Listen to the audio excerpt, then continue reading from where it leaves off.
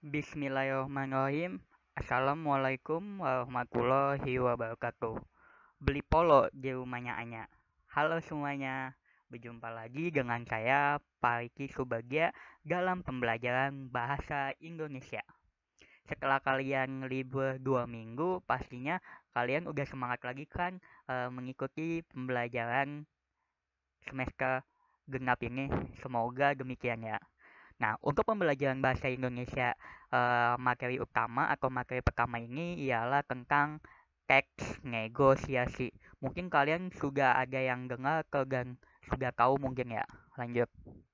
Nah, di sini ada kompetensi dasar yaitu 3.10 yaitu menganalisis pengajuan, penawaran, dan persetujuan dalam teks negosiasi berkaitan dengan bidang pekerjaan, lisan maupun tertulis. Lalu KG 410 yakni menyampaikan pengajuan, penawaran, persetujuan, dan penutup dalam teks negosiasi berkaitan dengan bidang pekerjaan secara lisan dan tertulis.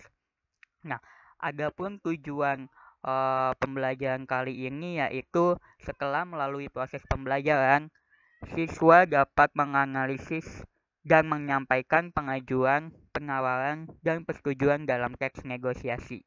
Jadi, diharapkan setelah pelajaran kali ini kalian lebih mampu lagi dalam teks negosiasi. Adapun KKM-nya yaitu 70, sama seperti sebelumnya. Lanjut. Nah, apa itu negosiasi? Ayo, apa? Nah, kita lihat dari gambarnya bisa kelihatan nih, ada pedagang dan pembeli. Lalu pembelinya melakukan penawaran. Bisa kurang nggak nih? Gitu. Pastinya kalian juga pernah melakukan hal ini. Nah, jadi teks negosiasi adalah sebuah teks yang berisi interaksi sosial dua orang atau lebih untuk melakukan tawar-menawar, untuk mencari jalan tengah. Jadi kata kuncinya yang perlu kalian ingat adalah tawar-menawar dalam teks negosiasi. Nah, dengan tujuan utama untuk menetapkan kesepakatan bersama di antara dua belah pihak. Jadi, tawar-menawar ini bertujuan untuk apa sih? Jadi untuk menetapkan kesepakatan bersama, untuk mencari jalan tengah gitu. Nah, kalau misalkan sebuah teksnya dinamakan teks negosiasi, tapi kalau misalkan kegiatannya namanya negosiasi. Bedanya hanya seperti itu. Lanjut ya. Nah, di sini ada tujuan negosiasi. Sebetulnya tujuannya banyak, tapi Bapak hanya mencantumkan 3 tujuan utama, yaitu yang pertama, mencapai kesepakatan kedua belah pihak. Nah, tujuannya untuk kesepakatan, kata kuncinya. Lalu yang kedua, mencapai penyelesaian atau jalan keluar dari masalah yang dihadapi secara bersama. Jadi negosiasi tidak hanya untuk jual beli, tetapi juga untuk menyelesaikan masalah. Nah, kayak jalan keluar dari masalah seperti itu.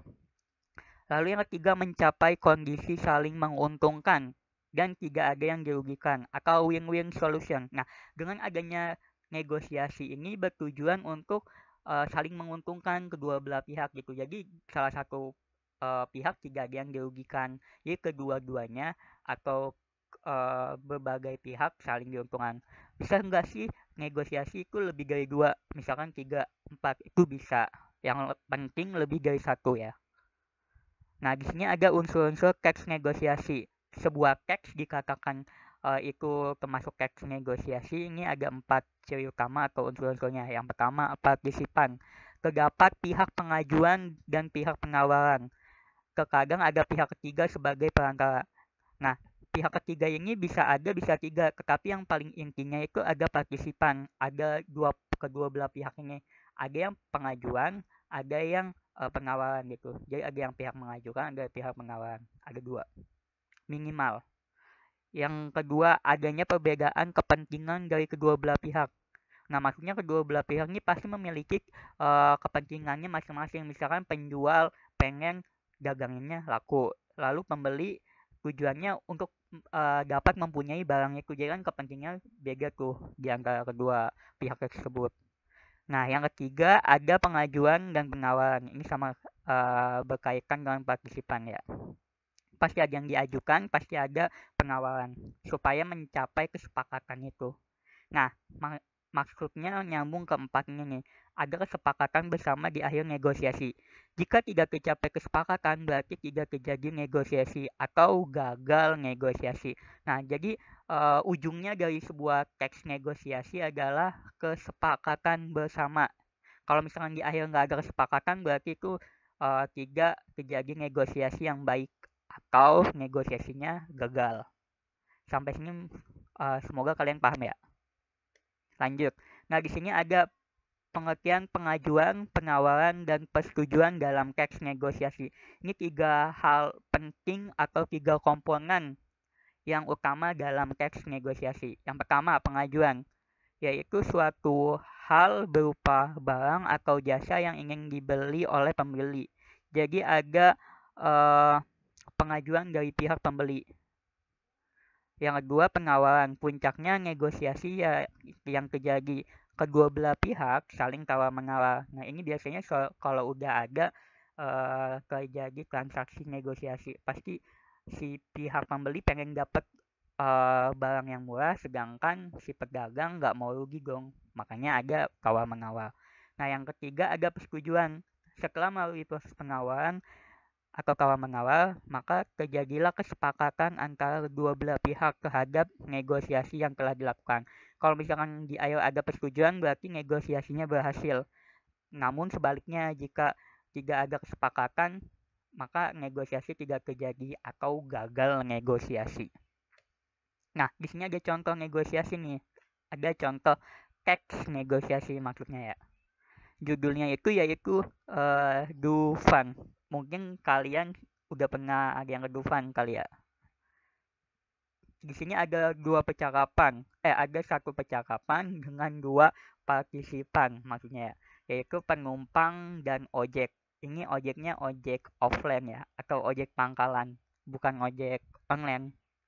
Di sini penumpang menawarkan gitu, Bang, ke Dufan berapa? Kan dia pengen ke Dufan nih. Jadi dia melakukan penawaran terhadap pengajuan maksudnya maaf. Si penumpang melakukan pengajuan terhadap abang ojeknya. Bang, ke Dufan berapa? Terus si sang ojek pun berkata, 10.000 mas. Kok mahal amat bang? Kan deket tuh di situ, 5.000 aja ya. Nah, ketika si penumpang udah mengatakan 5.000 aja ya, berarti ada penawaran. Nah, lalu sama sang ojek pun ditawar lagi, aduh itu kemurahan, nggak nutup uang bensin saya mas. Terus penumpang bilang lagi, ya udah bang, saya tambahin 2.000 jadi 7.000 gimana?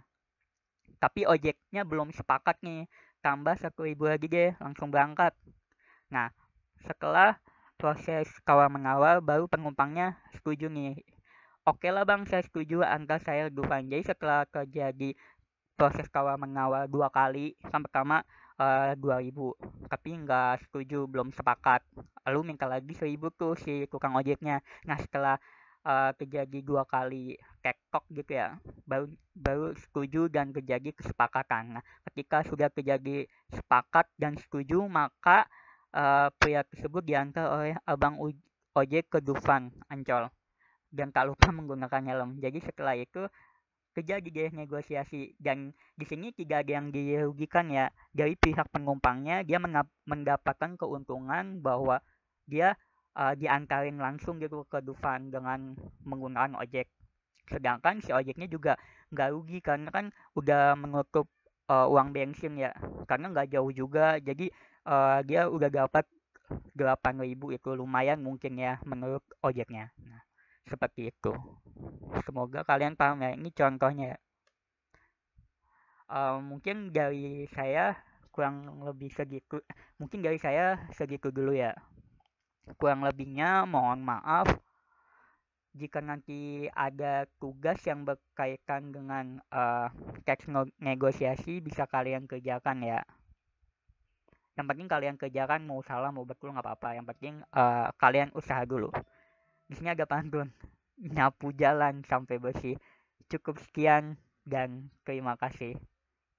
Wassalamualaikum warahmatullahi wabarakatuh. Sampai jumpa pertemuan selanjutnya.